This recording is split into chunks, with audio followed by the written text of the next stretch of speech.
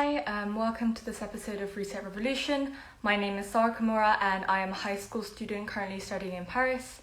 And today I am inviting Eshaya Lim, a multicultural medical student in England, to discuss cultural barriers to healthcare. So Eshaya will be joining shortly to briefly introduce what Reset Revolution does. We are a group of international students dedicated to the fight against social injustice, and we conduct interviews and pre-recordings on social justice topics. So, let's see. Okay, Eshaya is here. And so, healthcare and topics about healthcare are very hot right now, I guess, because of the COVID-19. And now, yes, hello, we have Eshaya. So, Eshaya, would you like to start off by introducing yourself? Yeah, so hi, my name is Eshaya. I'm a third year medical student in London.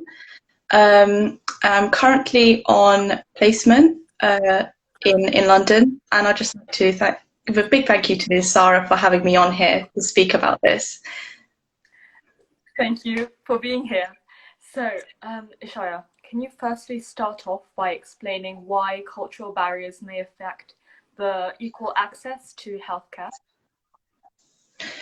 Yeah, so I think the easiest thing to understand would be that if there are cultural barriers, something like misunderstanding. So, for example, someone who's new into the country can't speak English, and therefore are unable to understand perhaps a lot of the medical jargon that can be used. So a lot of the time, the patient may not know exactly what the doctors are on about, and as a result, may not fully understand the need for their treatment, and it can lead to sort of poor medication adherence and therefore ultimately poorer healthcare outcomes. Also, I think the unfamiliarity with the situation, the medical field here, can also bring a lot of anxiety to patients. So sometimes patients may feel unfamiliar, they may not trust healthcare professionals as much, and so therefore, again, may not adhere to certain advice or medications, and thus lead to poorer healthcare outcomes. I see. Can you give us some examples of cultural barriers to healthcare so that it's maybe easier to visualize? Yeah, so I could talk about, say, some patients who've come in. I've seen a lot of patients practically daily, and sometimes even more than native speakers, just patients who are, English is not their first language, coming in, and I feel that although there are interpreters, they're usually on reserve for people who cannot speak English at all, so who have no complete understanding of English. I feel the problem lies a lot with patients who have a partial understanding, but maybe not a full understanding. And I've seen examples of doctors going on ward rounds and literally spending like 2 minutes with the patient, being like, okay, so we're going to do this for you, we're going to do this for you, we're going to do this for you. And they're just lying there in bed being like, yes, yes, because although they may not understand, they don't have the words to sort of confront or ask questions. So a lot of the time they may just say, yeah, I understand this, but really they don't. And it can sometimes lead to a lot of confusion. And another example would be expectations. So some Western medicine is one way of practicing medicine. Some patients may come from backgrounds where traditional medicine may be more of the norm. So, something like Chinese medicine, traditional medicine, or Ayurvedic medicine may be the norm. And then they come here and they see this. And that can also lead to some confusion because it's unfamiliarity.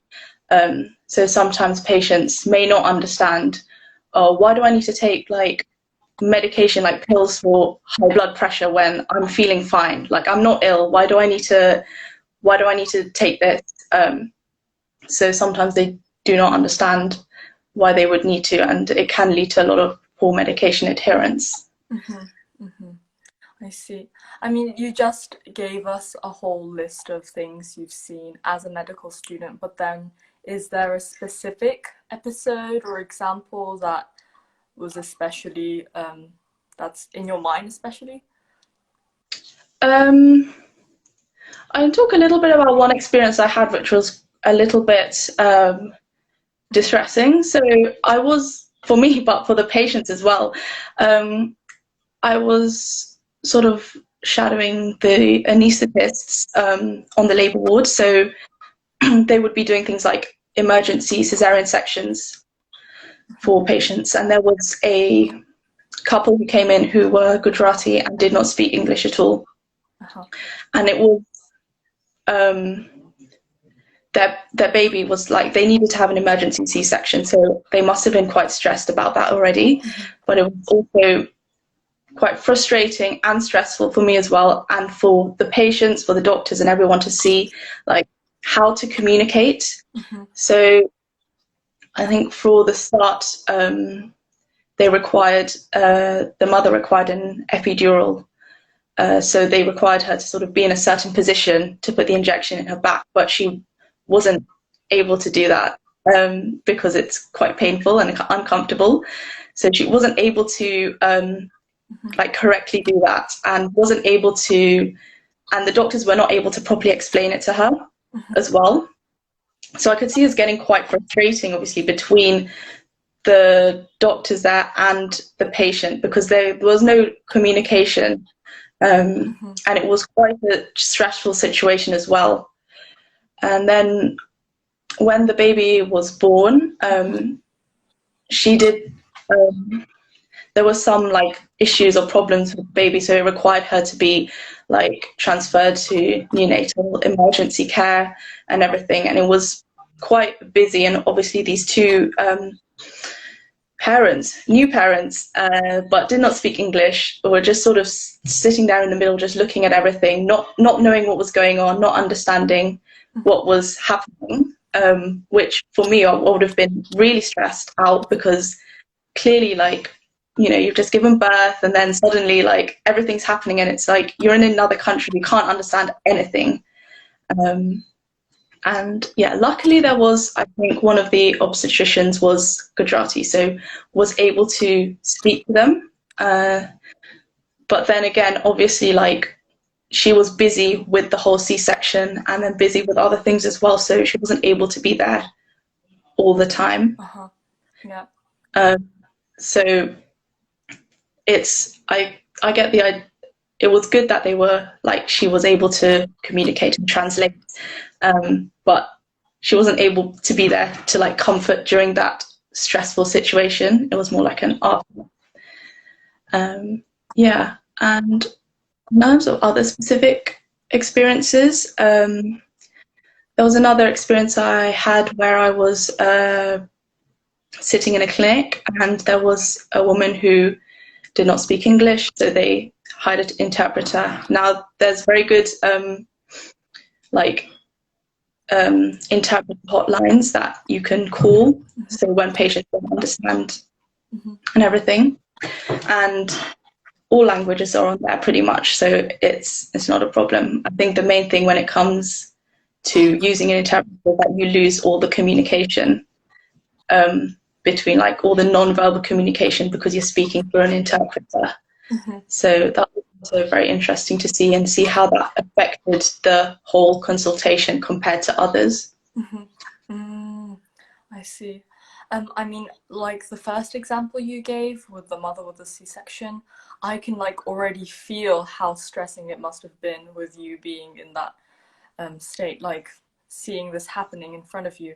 Like, you know, a woman being in birth is obviously like where the most like uncontrollable state, and it must be very very stressing to have these cultural barriers, language barriers like that. Thank you.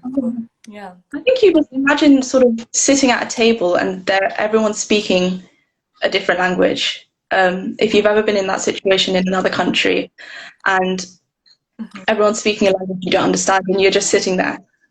There's so much that you can't sort of communicate with these people. There's a huge barrier, and you can, it's difficult. The people in that conversation have to sort of slow down and explain things to you slowly and all that sort of stuff. Now imagine if you're in that situation, but you're in a hospital, you're giving birth, like it's really stressful. It must have been so disorientating, stressful. So yeah, I think it is a big thing on the patients. It is. The next question is, as a medical student, do you think there is a certain role medical students can play in situations where cultural barriers may affect access to healthcare? Yes. So medical students, just by being there in themselves, we're also diverse. Like there's so many different nationalities, ethnicities, backgrounds that we've come from. So I think just by being there, it's helps with the diversity, and it's also helpful. Sometimes there's some patients who speak a certain language, and a medical student might do the same, and that's really helpful. I've heard, sometimes healthcare staff like nurses or doctors ask if we can speak a certain language, and if we do, it's really helpful. Another thing about medical students and students in general, because we're not working, so we don't have we don't have to see like this many patients in like this amount of time. So we generally have a lot more time on our hands, and it's always good to sort of have time to speak to patients and all that. So a lot of the time I think it's I've spoken to patients and sometimes they don't understand what the doctors have told them, because it could have been it's just really complicated. They speak really fast. Sometimes some on a ward round, they're there for like 2 seconds and then they leave, and the patient has no idea what's happening. So students have a lot more time to speak to patients. They have a lot more time to slow down, try and be more of a friendly face in a hospital. Also with COVID-19, like there's no visitors allowed, and so there's no friends or family around patients, and that can affect the patient's sort of experience in the hospital. So I think by having students around in hospitals and being able to go and speak to patients is really important. Other ways students can help, by being aware of what cultural barriers. So I know we have a couple of modules in uni where we talk about like cultural barriers, social determinants to health. So being a bit more aware of what may affect patient outcomes. And I think just being aware that sometimes you might see a situation arise where there is a misunderstanding between a doctor and a patient due to some cultural barrier. And I think it's important for medical students who might be watching to call it out. That can be really difficult sometimes, and it might seem like a really minor thing, like maybe doctor sort of just glossed over something that might be really important, or wasn't properly discussed with the patient, made sure they understood what was happening. But that can have a lot of impact in the future for that patient. So if you see something that might not be like quite right, I think it's important to sort of call it out. Not being confrontational, but like, oh, you did that wrong, but just to sort of say like, I'm not sure if they understood this correctly. I see. Yeah, no, that's a very powerful message. You just mentioned COVID, how COVID-19 is causing the isolation of patients as visitors aren't allowed. Can you maybe explain to us how has COVID affected this whole cultural barrier to healthcare thing in a positive or negative way? Yeah, so I think I feel like COVID-19 has brought about a lot of positive and negative changes to the way the healthcare system works. And then one of the main things now with hospitals is the requirement to wear PPE, and that can affect communication a lot. It's difficult, again, going back to sort of the language, like if you don't understand the language, if someone is speaking behind like a mask, and you can't see their face, and they're also like behind a visor and everything, it can be really challenging to sort of understand what they're saying. But I think even more when people wear masks and things like that, it can be, you have to try a lot harder to kind of determine what they're feeling or what their emotion is. So I do get the feeling that sometimes having full PPE can make doctors, nurses look a lot more like scary and impersonal. And if you are really coming from a sort of background where you're not really sure, you're unfamiliar with the environment, it can be quite sort of, I don't know, maybe it can be quite frightening experience, I would think, especially if you don't if you don't think you agree with what the doctor's saying. So I've seen sometimes there's been a few challenges between doctors and patients. Maybe they don't want to be on a certain medication, or they want to stay in hospital, or they want to leave hospital. And it can be quite obviously challenging because there's basically an argument, but in like a professional way. When people start wearing PPE and masks, it can make the image of the doctor feel a lot more impersonal and therefore a lot more scary. Yeah. Yeah, when that's additional to language barriers, like for example, that, yeah, I can imagine how distressing it would be for patients and healthcare workers.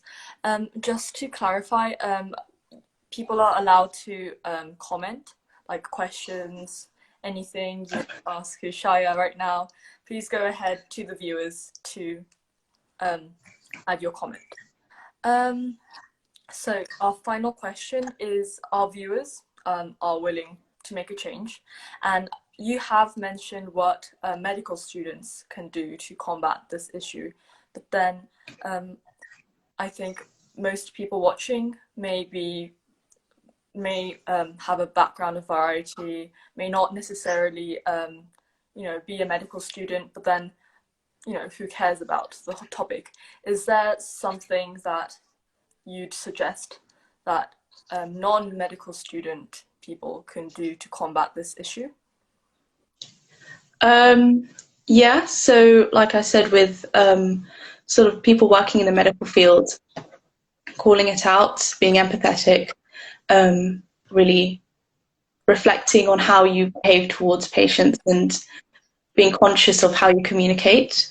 I think that will extend to people who don't necessarily work in healthcare, especially like being mindful of what you say, because at the end of the day we all have different experiences, so what you might say could affect someone in a quite a negative way for a long time. I think if you want to make a difference in sort of like the healthcare situation, speaking about it a little bit more, perhaps with your family and friends, might make a big difference.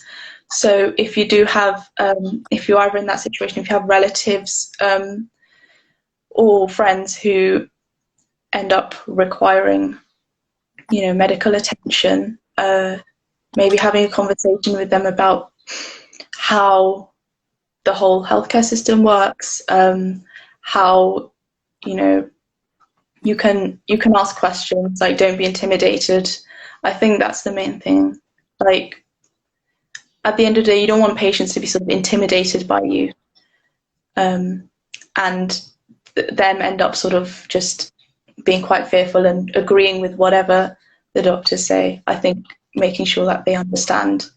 And maybe if you have, if you do end up having to go to the hospital, or if your friends or family do, maybe sitting with them and going through a bit of the medical jargon that the doctor might have said, like going through the discharge letter or something, just so that they can understand a little bit more about what has been said and why. Mm-hmm. I don't know if that's like the questions No. I'm looking for. They're perfect. Mm-hmm. No, thank you so much, Eshaya. Like I was just wondering if there'd be more questions about anything that you've said, but then I think you've just stated them so perfectly that it's, hard to think about a question. But then, yes, no, I think that's a very powerful message that you've just told us there. And I think our viewers will surely put them into action. And I hope so.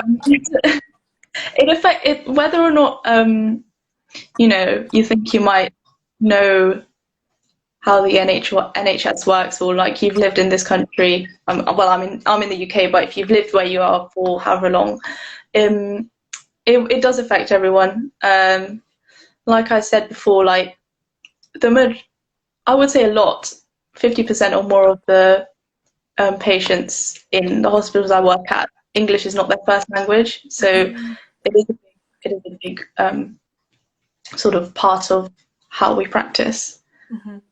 Mm-hmm. No, thank you. There's actually one question down there. Beyond cultural barriers, how is discrimination in the medical field, and how does that manifest itself?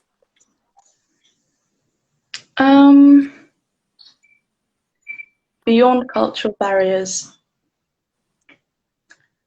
I feel like there is sort of a lot of discrimination that might not be sort of as visible. So there are a lot of like microaggressions, things on the discrimination on the basis of like sex, on the basis of race. A lot of, in terms of sort of the healthcare field, I've noticed that a lot of it is very sort of person-based, like communication-based. So, for example, like if you want to go into a certain specialty, or if you want to go into, if you want to do something, like it's always sort of, you have to go through people, basically. So if you want to like write up a case report, you want to ask one of the doctors or the regis there, ask them, is it okay for me to do this? And sometimes, although I haven't really experienced it, but I've never really tried to do any of this, they can discriminate, because a lot of it's, how do I say it? It's like a lot of sometimes doctors or nurses and things like that, they have a lot of power to sort of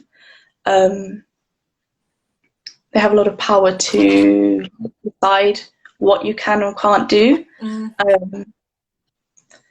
So sometimes they might say like, oh no, you can't practice blood or something. But they could just say it's due to them being busy, but I suppose that could manifest itself in like them having a vendetta against you for whatever reason. I don't know if that kind of made sense. But I think the crux of it is like, there are measures in place to like combat racism, sexism, to combat discrimination, but at the end of the day, it's people who are implementing those on the ground, and those people could have sort of internal like inclinations for discrimination. I think you answered it perfectly. She's just additionally wrote that in relation to, do cultural barriers create discrimination? Yeah, just by definition of itself, because there is a barrier between the patient and the healthcare system, they are treated differently. So it's, there is. What's the question? Yeah, they do create discrimination, and it's important to be aware of that.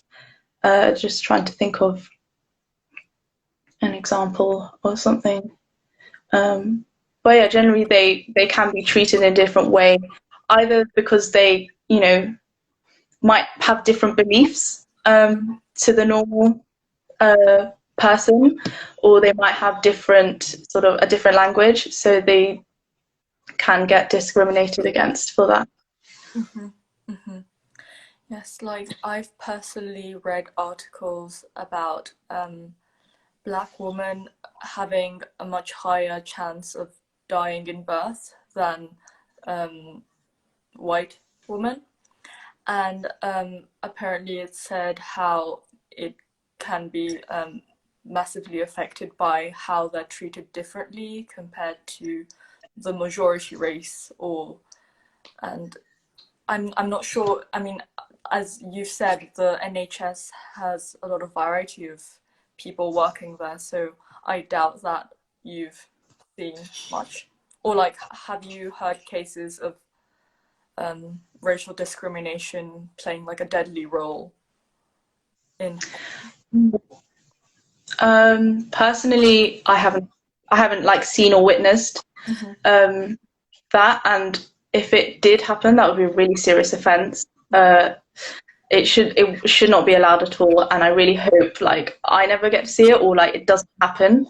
But I can appreciate that there is scope for that, and I'm hoping that through sort of diversifying the healthcare system, like diversifying the staff,